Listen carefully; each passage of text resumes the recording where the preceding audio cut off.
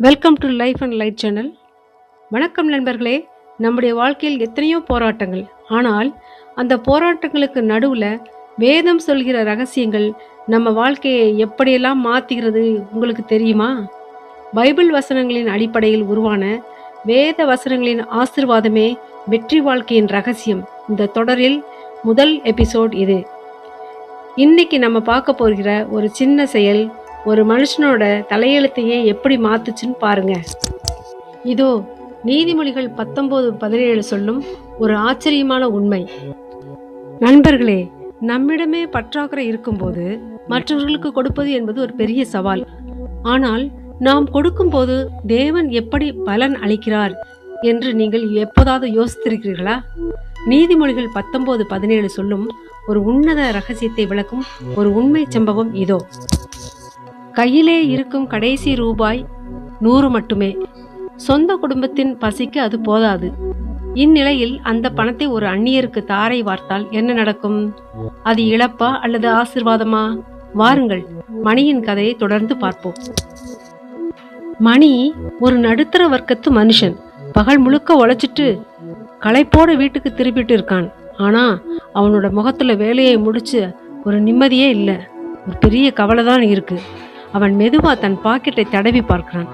அங்கு இருக்கிறது ஒரு சில்லறை காசுகளும் கசங்கி போன ஒரு 100 ரூபாய் நோட்டு மட்டும்தான்.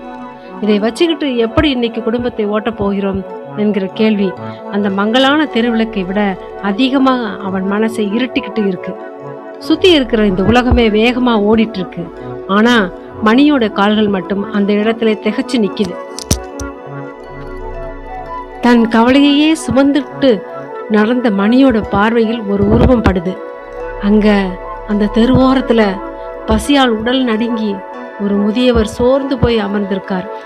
அவர் தன் கையை நீட்டி யாசகம் கேட்கும்போது அது வெறும் கையே இல்லை, அது ஒரு ஜீவனோட பசி போராட்டம். மணியோட மனசு ஒரு நிமிஷம் அப்படியே நிக்குது. மணி தன் பாக்கெட்ல இருந்த அந்த கடைசி 100 ரூபாயை பார்க்கிறான். பிறகு அந்த பெரியவரோட கண்களில் இருக்கிற அந்த பசியை பார்க்கிறான். அவனுடைய மனசுக்குள்ள ஒரு பெரிய யுத்தமே நடக்குது. மணியோட மனசுக்குள்ள ஒரு கேள்வி எழும்புது. எனக்கே இது பத்தாது, இன்னைக்கு ராத்திரி நான் என்ன செய்வேன்? ஆனா அந்த பெரியவர் பாவம், என்னை விட மோசமா பசியால துடிக்கிறாரே, நான் என்ன செய்யட்டும் என்று தனக்கு தானே பேசிக்கொள்கிறான். ஒரு நிமிடம் மணியோட யோசனை மாறுது. அவனோட கவலை ஒரு பக்கம் இருந்தாலும் அந்த முதியவரோட பசி அவனோட மனசை உருக்குது. ஒரு முடிவோட பக்கத்துல இருக்கிற உணவகத்துக்கு ஓடுறான். தன் கையில இருந்த அந்த கடைசி 100 ரூபாயை ஒரு மனுஷனோட பசியை மாத்துறதுக்காக இந்த கடையை நோக்கி ஓடுறான். சூடான அந்த உணவு பொட்டலத்தை கொண்டு வந்து அந்த முதியவர் முன்னாடி போய் நிற்கிறான். அவன் முகத்துல இப்ப கவலை இல்லை, ஒரு அழகான புன்னகை மலருது. பெரியவரே, இந்தாங்க, முதல்ல இதை சாப்பிடுங்க, பசியா இருப்பீங்கன்னு நினைக்கிறேன் என்றான். அந்த உணவு பொட்டலத்தை பார்த்த அந்த முதியவரோட கண்களில் ஒரு மின்னல் போல ஒரு சந்தோஷம். அதை தொடும்போது அவர் முகத்துல தெரிகிற அந்த நிம்மதியும் நன்றியும் சொல்ல வார்த்தையே இல்லை. ஒரு மனுஷன் இன்னொரு மனுஷனுக்கு கொடுக்கக்கூடிய ஆகச்சிறந்த பரிசு இதுதான் அந்த நிமிஷம் அங்க நிரூபமாகிறது.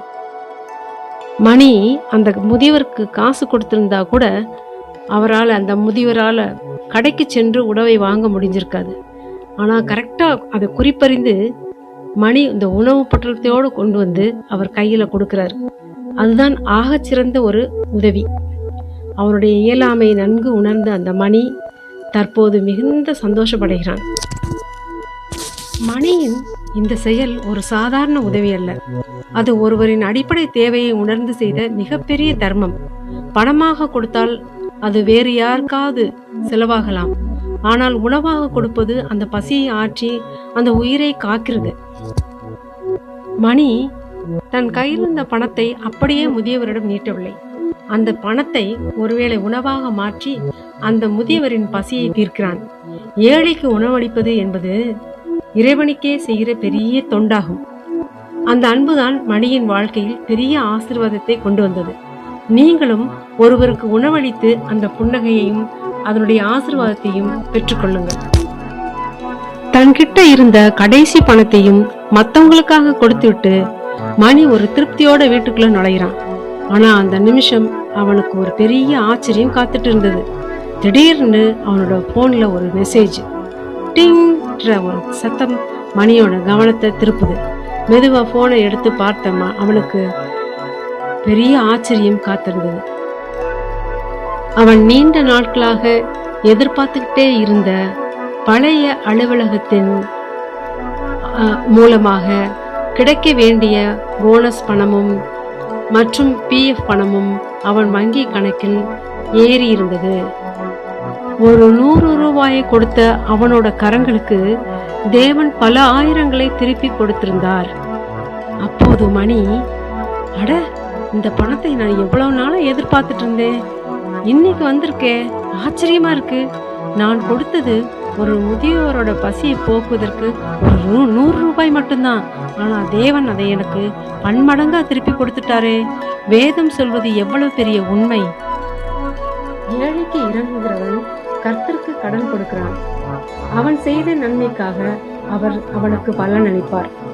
நீதிமொழிகள் 19:17 எவ்வளவு பெரிய உண்மை நம் வாழ்வையும் நிறைவேற்றிருக்கிறதே என்பதை அறிந்து மணி தேவனை ஸ்தோத்திரித்து துதித்து ஆனந்தமாய் பாட்டு பாடினான்.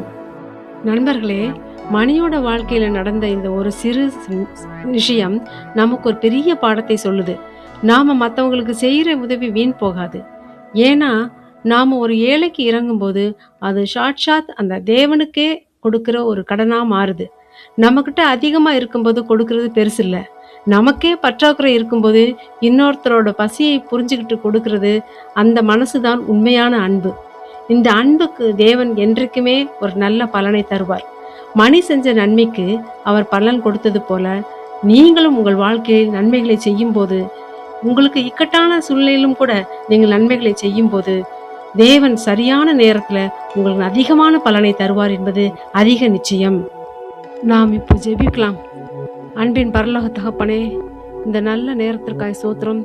என்னோடு கூட இணைந்து இந்த வீடியோவை பார்த்து கொண்டிருக்கின்ற நேயர்களுக்காக நான் ஜெபிக்கிறேன்.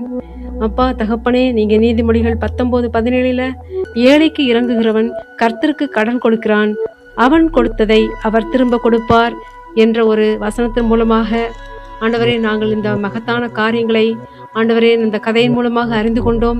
நாங்களும் எங்கள் வாழ்க்கையில எங்களுக்கு பற்றாக்குறை இருக்கும் போது கூட மற்றவர்களுக்கு இறக்கப்படுவதற்கு எங்களுக்கு ஒரு நல்ல மனதை கொடுங்க.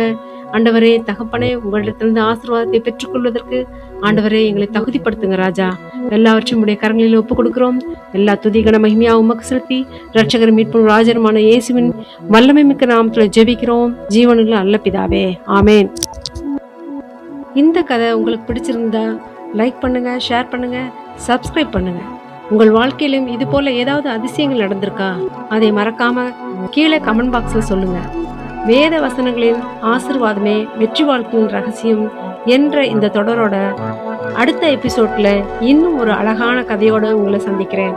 மறக்காம சப்ஸ்கிரைப் பண்ணுங்க. தேவன் உங்களை ஆசீர்வதிப்பாராக. ஆமென். நன்றி. தேங்க்ஸ் ஃபார் வாட்சிங்.